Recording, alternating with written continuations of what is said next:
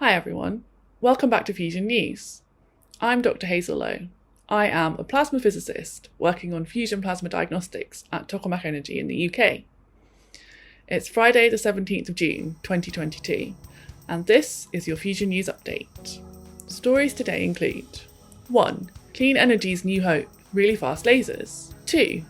Experts chip away at corrosion for the future of fusion. 3. UK to lead new era of energy with huge breakthrough to harness power of stars on Earth. 4.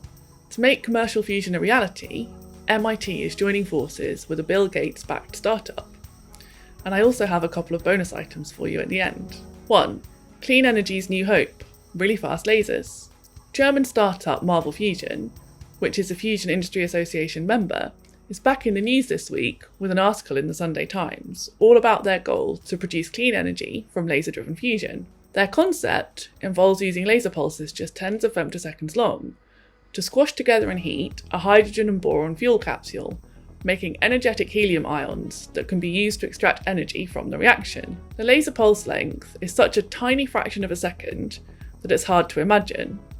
But to try and put that into context for you, 1 femtosecond out of a second is like 1 second out of 32 million years. Moritz von der Linden, chief executive of Marvel Fusion, has an interesting analogy to explain the challenge of containing a superheated fusion plasma, which is achieved in other fusion schemes such as tokamaks or stellarators, using strong magnetic fields to confine the plasma inside a large vacuum vessel. Von der Linden compared this to a pot of tomato sauce on the stove, which if heated on maximum power will start to boil over and might even blow off the lid and end up all over the ceiling. However, in Marvel Fusion's scheme, the temperature and density conditions needed to produce fusion reactions between the protons and boron would be driven by an extremely short pulse laser and would only last for a tiny fraction of a second.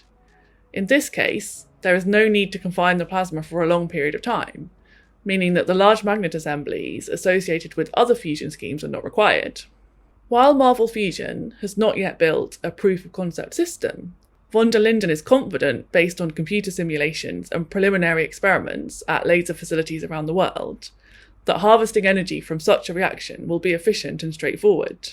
Von der Linden went on to say that, "Our hope is that European governments will see the necessity to take an open-minded approach to the technology required to solve the current energy crisis. While wind and solar are welcome, they won't be sufficient to meet energy demand in the long run." There's also a German language article about Marvel Fusion, which we'll link to in the episode description below. 2. Experts chip away at corrosion for the future of fusion. On Fusion News, we talk about a whole range of concepts for producing clean energy from fusion, but we need more than clever physics to be able to build a viable fusion reactor. We also need the right materials to build our reactors from, which is where researchers at the Oak Ridge National Laboratory in the USA come in. Many fusion devices use hydrogen isotopes, deuterium and tritium, as fuel. While deuterium is commonly available from seawater, the heavier isotope tritium is not so easy to get hold of. Tritium can be made by passing high-energy neutrons produced in a fusion reaction through lithium metal. However, lithium and its alloys are corrosive, meaning that over time they can eat away at whatever material they come into contact with.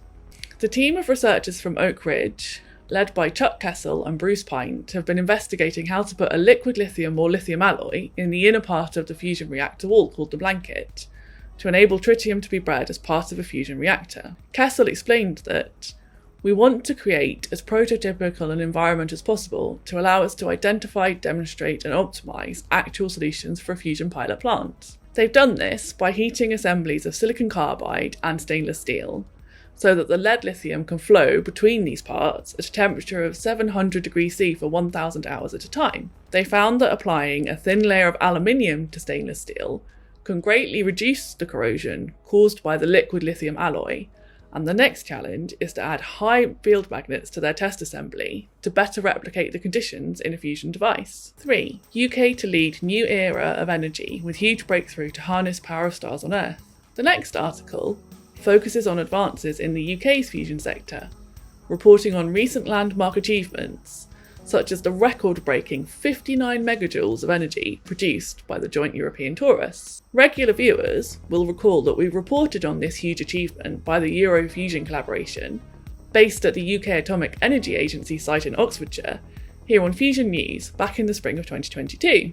Minister for Science George Freeman drew attention to the release of a government paper on the regulation of fusion for industrial rollout, investment of £700 million for fusion research, including £220 million to build the spherical tokamak for energy production, and the formation of the UK Centre of Excellence in Extreme Scale Computing for Fusion. This computing centre is a joint project between the UK Atomic Energy Agency and the Science and Technology Facilities Council. Researchers will use advanced supercomputing and artificial intelligence technologies to help tackle some of the engineering challenges facing the development of viable fusion reactors. This involves modelling the behaviour of plasmas, building simulations of how specific fusion devices behave, and using AI to improve machine control. The UK AEA's Head of Advanced Computing, Rob Akers, said, "This is an incredibly exciting endeavour. As fusion enters the delivery era and we see the emergence of the world's first exascale supercomputers, there couldn't be a better time for STFC Hartree Centre and UK AEA to join forces on a mission to help deliver commercial fusion.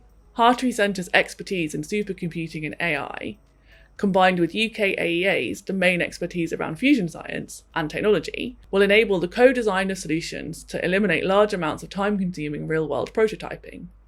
The project," he added, "will help to make fusion an environmentally responsible part of the world's future energy supply and also presents an exciting economic opportunity for the UK." 4. To make commercial fusion a reality, MIT is joining forces with a Bill Gates-backed startup.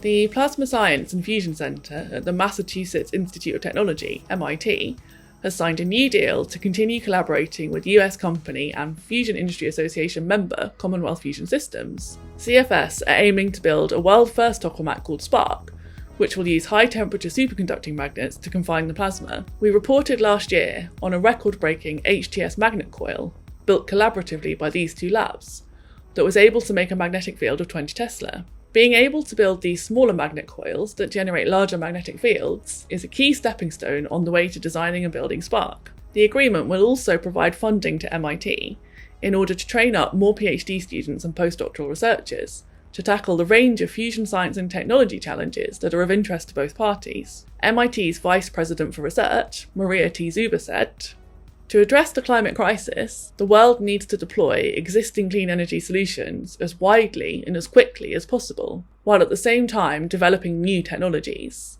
And our goal is that those new technologies will include fusion power. To make climate solutions a reality, we need focused, sustained collaborations like the one between MIT and Commonwealth Fusion Systems. Delivering fusion power onto the grid is a monumental challenge, and the combined capabilities of these two organisations are what the challenge demands." And now for the bonus items. There's a podcast from Bloomberg featuring Marvel Fusion CEO Moritz von der Linden at 22 minutes 50, and a couple of fascinating articles from phys.org on what happens in the very edge of a tokamak plasma. That's all for Fusion News this week. Please subscribe for more Fusion News, and check out the links in the description if you want further information. Thanks for watching.